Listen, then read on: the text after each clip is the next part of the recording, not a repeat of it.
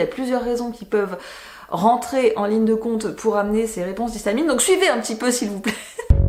Je me nomme Merlin. S'amuser avec son cerveau, ça peut être très dangereux. Je suis bien d'accord avec vous. Qui êtes-vous donc? Je me nomme Merlin. S'amuser avec son cerveau, ça peut être très dangereux. Non, je discutais avec l'ordinateur.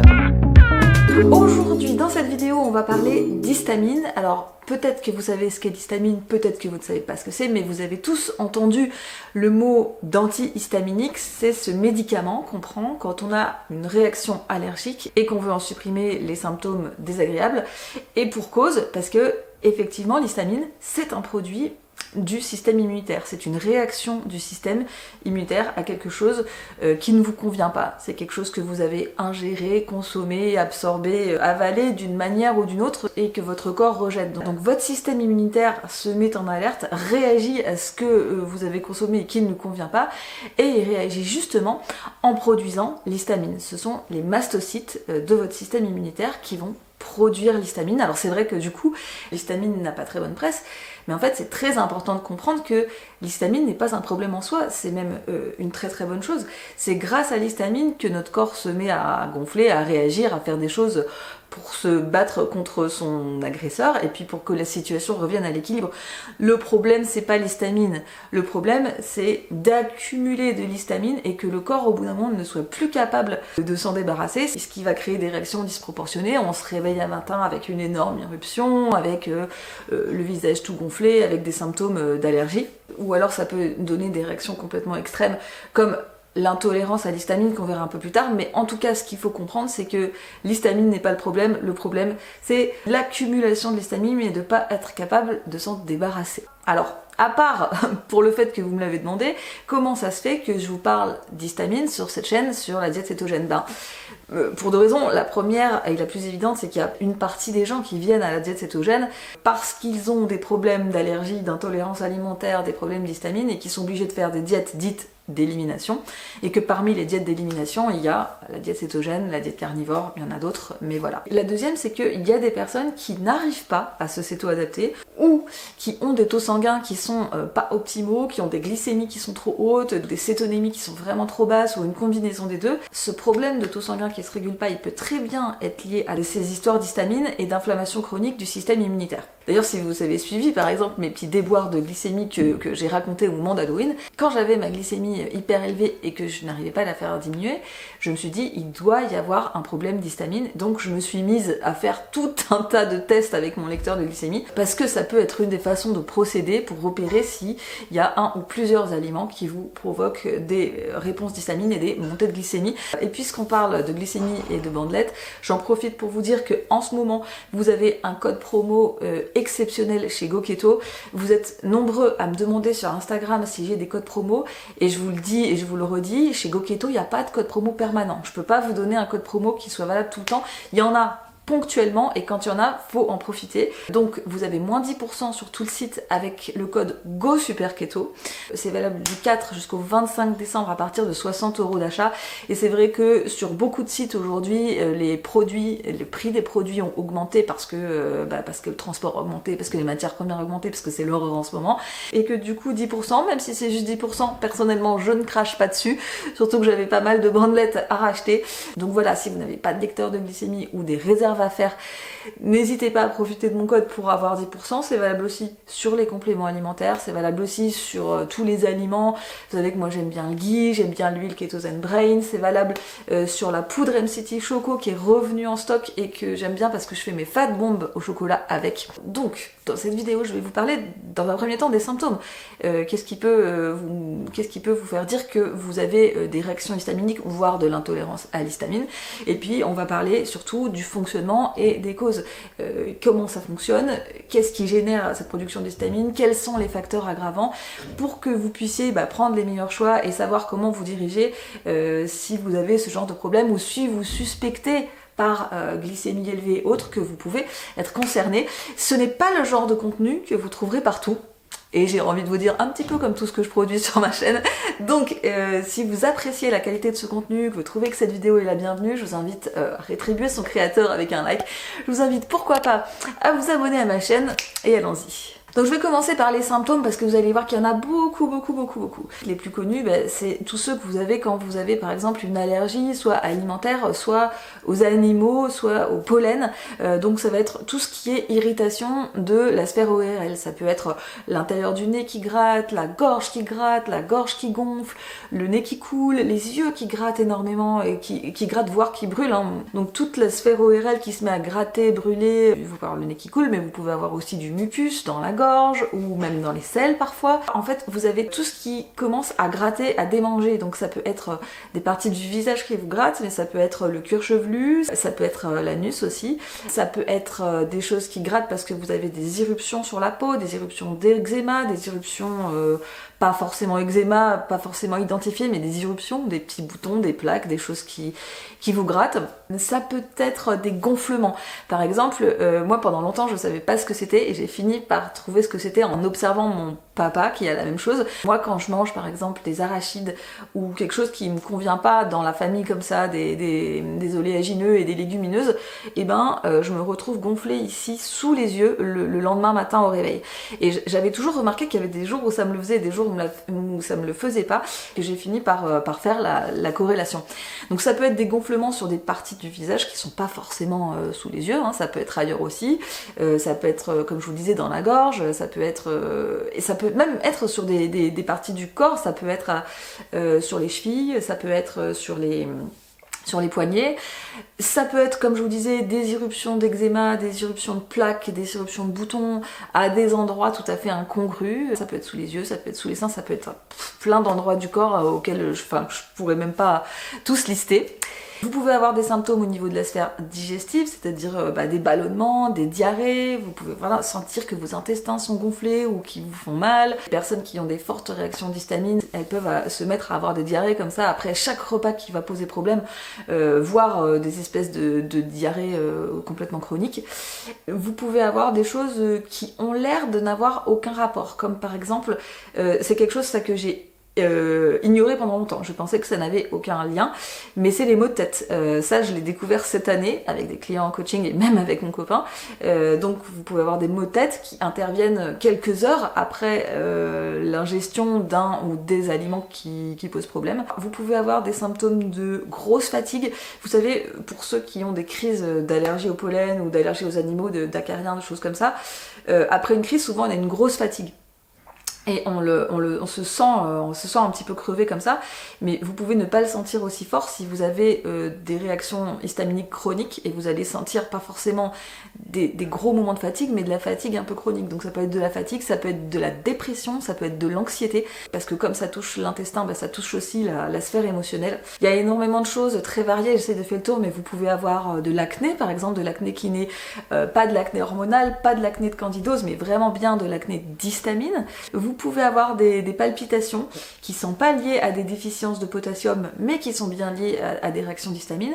Et vous pouvez aussi avoir des problèmes de sommeil, et ça aussi c'est quelque chose que je savais pas pendant longtemps et que j'ai su plus récemment, que quand on a des fortes réponses d'histamine comme ça, ça peut vous réveiller plusieurs fois pendant la nuit, et c'est pas forcément très facile de l'analyser parce que on peut penser que c'est autre chose, on peut penser que c'est un rythme circadien déréglé ou que c'est de l'hypoglycémie réactive, mais ça peut être aussi être des réponses d'histamine, ça peut être des choses jusqu'à des cernes assez foncées en dessous des yeux, ça peut être même des petits vaisseaux, vous savez, des petits vaisseaux qui sont éclatés autour du nez. Je suis désolée, il y a des travaux à côté de chez moi à cause du ravalement de façade.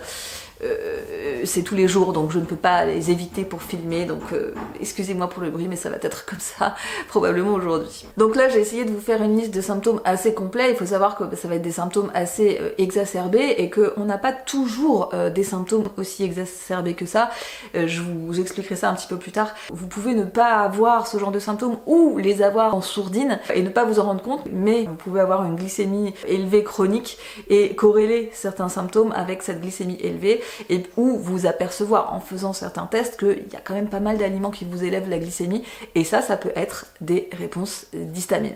Alors si vous êtes concerné par un ou plusieurs de ces symptômes, que vous voulez essayer de comprendre comment ça marche l'histamine, sachez que c'est pas un sujet qui est simple, c'est un sujet qui est plutôt complexe. Il y a plusieurs raisons qui peuvent vous amener à cette accumulation d'histamine qui déclenche des réactions un petit peu fortes. C'est pas un mécanisme complètement binaire, c'est un petit peu subtil à comprendre, il y a plusieurs raisons qui peuvent rentrer en ligne de compte pour amener ces réponses d'histamine. Donc suivez un petit peu s'il vous plaît, parce que la compréhension de ce truc-là est un peu fine.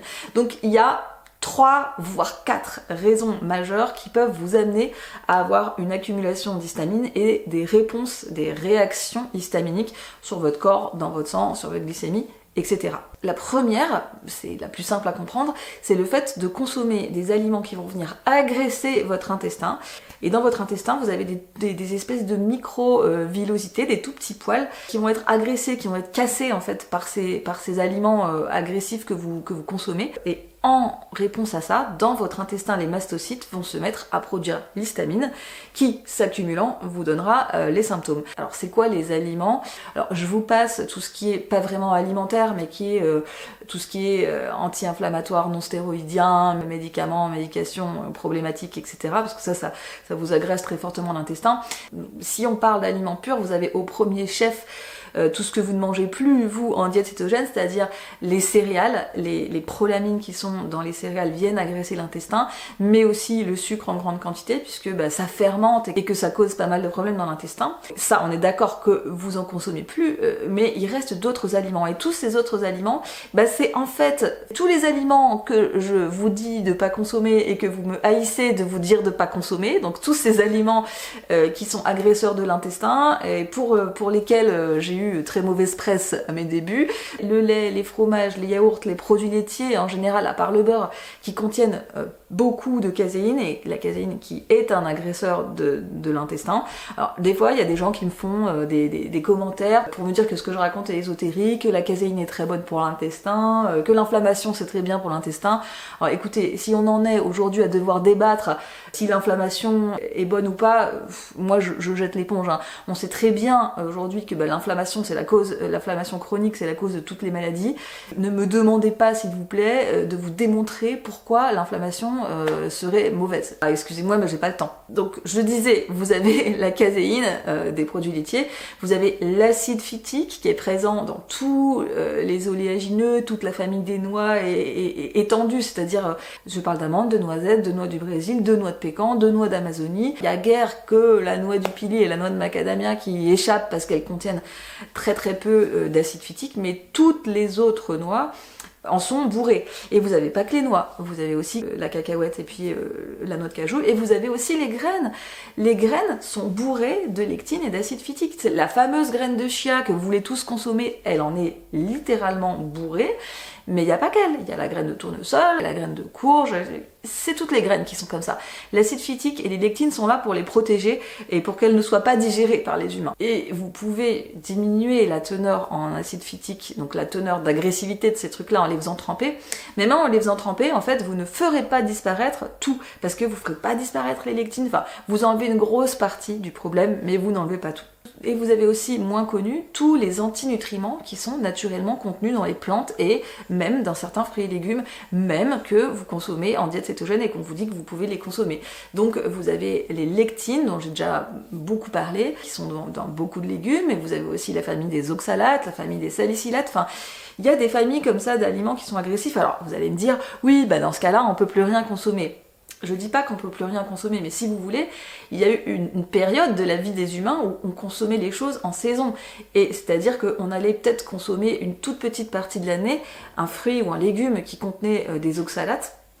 Mais comme on n'en mangeait pas toute l'année, on avait largement le temps de détoxifier ça. Mais comme aujourd'hui, en fait, on consomme tout le temps les mêmes trucs, les mêmes légumes, toute l'année, parce que ça nous est accessible, on n'a jamais vraiment le temps de détoxifier ces choses, et on finit par accumuler des antinutriments, des choses qui sont agressives pour nous, et qu'on n'arrive plus à détoxifier. Donc, ces familles-là, la caséine, l'acide phytique, les antinutriments, les lectines, les oxalates, les salicylates, c'est des choses qui agressent votre intestin, et en réponse, les mastocytes vont produire de l'histamine.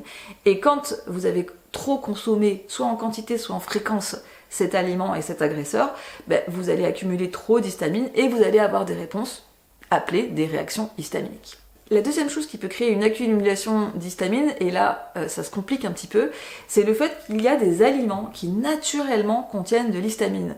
Donc en fait cette histamine qui est naturellement venue de l'aliment, elle n'est pas un produit de votre système immunitaire, mais elle va se confondre, et elle va de toute façon se confondre dans l'accumulation, et à la fin ça sera le même résultat. Alors il y a déjà tout le groupe des choses qui sont fermentées.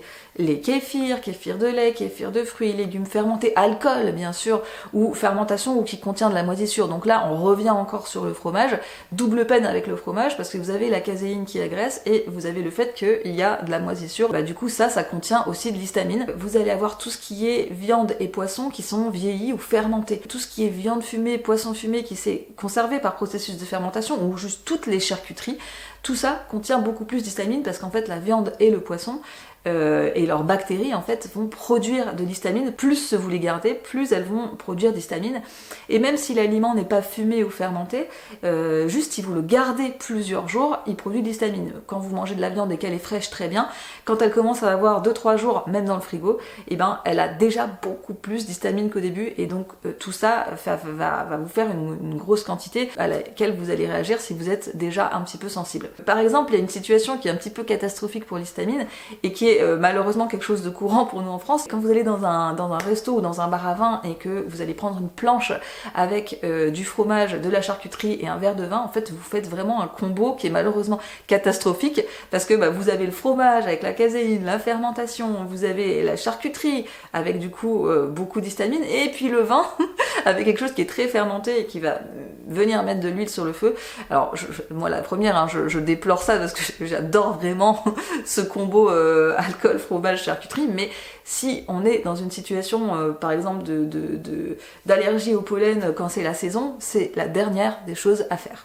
Alors dans cette famille là qui contient naturellement de l'histamine, il y a des aliments qui ne payent pas de mine comme ça et qui pourraient avoir l'air inoffensifs mais qui ne le sont pas. Donc vous avez le blanc d'œuf, majoritairement c'est le blanc d'œuf, pour certaines personnes c'est l'œuf entier, mais bon, la plupart du temps c'est le blanc d'œuf.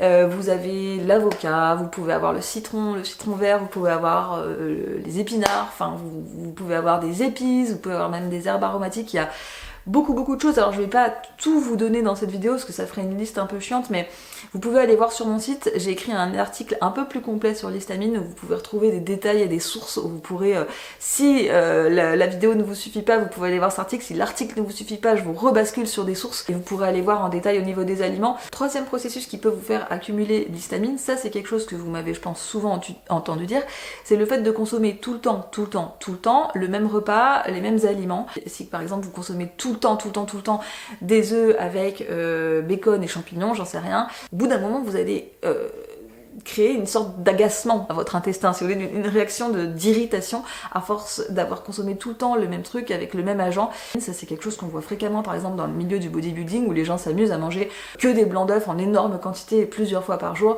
Au bout d'un certain temps à faire ça, ils peuvent plus en manger du tout et même dans une moindre mesure, moi ça m'est arrivé de faire ça, je sais pas, pendant un an et demi je mangeais que des blancs d'œufs, c'est comme ça que j'ai développé de l'histamine. Donc c'est important de faire des rotations alimentaires même quand on n'a pas de problème d'histamine et c'est quelque chose dont je vous ai déjà parlé dans une autre vidéo, donc je vous y renvoie si vous voulez savoir comment vous organiser avec ça. Il y a un quatrième facteur, c'est le fait qu'on a des problèmes à produire correctement la diamine oxydase. La diamine oxydase, qu'on voit souvent appelée DAO, c'est une enzyme qu'on produit naturellement et qui est supposée nous aider à nous débarrasser de l'histamine, à la faire sortir de l'organisme pour que la situation revienne à la normale. Le problème, c'est qu'on a des modes de vie et des alimentations qui ont tendance à amoindrir notre capacité à produire correctement la diamine oxydase. Et du coup, ça peut être un problème dans les deux sens parce que vous pouvez avoir une consommation d'aliments histaminiques qui est pas plus importante que les autres, ou vous pouvez faire attention en fait à ce que vous consommez, mais si vous produisez peu ou quasiment pas de diamine oxydase, le peu d'histamine que vous allez consommer va vous causer des problèmes. Et la forme exacerbée de ça, c'est l'intolérance à l'histamine. L'intolérance à l'histamine, c'est quand on a vraiment une production de diamine oxydase complètement claquée au sol, et que du coup, on n'arrive plus du tout à se débarrasser des histamines, et qu'en plus, on en consomme toujours un peu, parce qu'il y en a quand même partout, et on se retrouve dans un état d'inflammation extrême où on n'arrive plus rien à digérer. C'est diarrhée tout le temps, problèmes digestifs tout le temps, douleurs digestives tout le temps, fatigue chronique, épuisement, dépression, anxiété, irritation, enfin je ne refais pas le dessin mais c'est vraiment l'intolérance à l'histamine, c'est la forme exacerbée de ça et c'est vraiment lié à ce déficit de diamine oxydase. Donc, qu'est-ce qui peut provoquer des problèmes dans la production de diamine oxydase? Un des problèmes les plus courants, c'est le fait que les gens jeûnent beaucoup. C'est le fait de faire beaucoup de jeûnes, jeûnes courts, jeûnes longs, mais surtout jeûnes intermittents. Ça va dégrader votre production de diamine oxydase. Ça peut être des mesures alimentaires comme faire trop longtemps une diète carnivore. Ça va être souvent des problèmes liés à l'acidité gastrique. Quand on a des problèmes d'hypochloridrie, on va avoir aussi de grosses difficultés à produire notre diamine oxydase. Donc ça va concerner beaucoup les véganes, les végétariens, ou ceux qui ont été véganes et végétariens mais qui ont du mal à récupérer un pH normal dans l'estomac. C'est souvent aussi lié à un cortisol déréglé. Bon, je vous parle souvent quand même sur cette chaîne des problèmes avec le cortisol, des problèmes du stockage, du dérèglement du rythme circadien, mais c'est quelque chose que je vous dis pas souvent. Mais le fait d'avoir le cortisol déréglé, ça vous empêche de produire correctement, normalement, la diamine oxydase.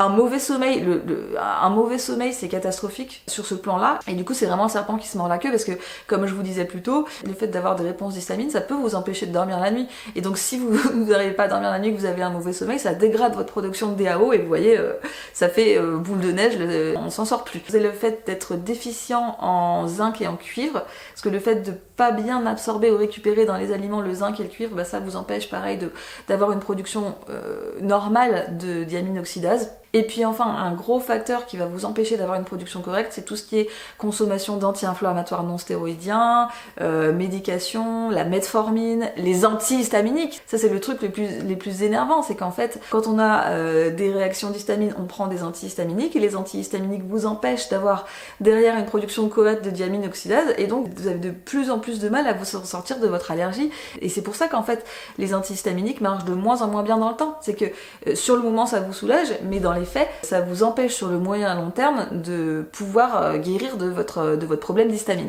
Et puis, vous le savez, mais vous le redis quand même, tout ce qui est consommation d'alcool et de café qui va aussi vous empêcher d'avoir une production normale de diamine oxydase. Donc, vous voyez, ce qui est important de comprendre, c'est que souvent, quand on a une réaction allergique, quand on se réveille un matin avec une éruption sur le bras, les yeux gonflés, enfin des symptômes de réponse d'histamine, le réflexe qu'on a, c'est de se dire « Ah mais j'ai dû manger un truc auquel je suis allergique ». Et donc on cherche, c'est quoi l'aliment qui pose problème. Et en fait, le problème, c'est qu'il y a rarement un seul aliment. Dans la majorité des cas, ce qui crée la situation, c'est pas un aliment, c'est l'accumulation de facteurs aggravants.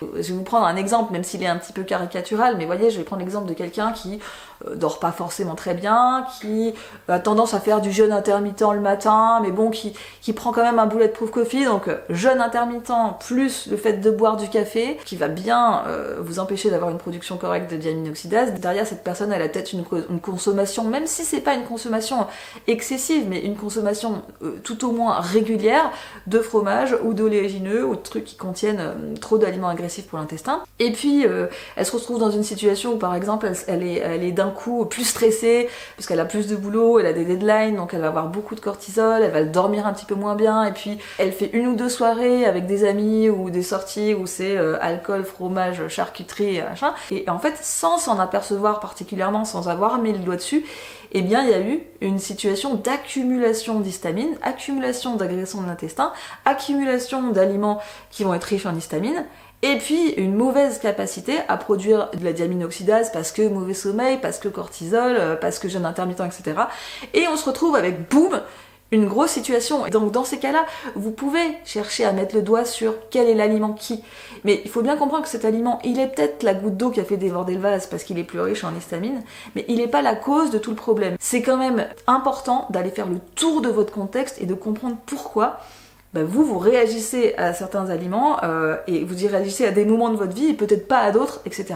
C'est bien parce qu'il y a des situations d'accumulation d'histamine. Alors, dans cette vidéo, je vais pas vous expliquer comment on fait pour soigner des problèmes de réaction histaminique, ni même d'intolérance à l'histamine, c'est pas l'objet. D'ailleurs, je suis même en train de travailler sur un protocole justement pour les problèmes d'histamine, mais c'est quelque chose de long et que je peux pas vous balayer comme ça d'un revers de main en vous donnant 2-3 solutions dans cette vidéo. Mais néanmoins, si vous vous trouvez face à une réaction histaminique marquée, donc une éruption de quelque chose, une allergie notoire, la première des choses à faire en urgence, c'est de vraiment balayer votre alimentation et d'enlever tous les aliments qui vont être naturellement riches en histamine. Parce que ce que vous voulez, c'est vraiment de faire retomber cette accumulation d'histamine. Donc premièrement, vous enlevez toutes les choses qui sont très riches en histamine.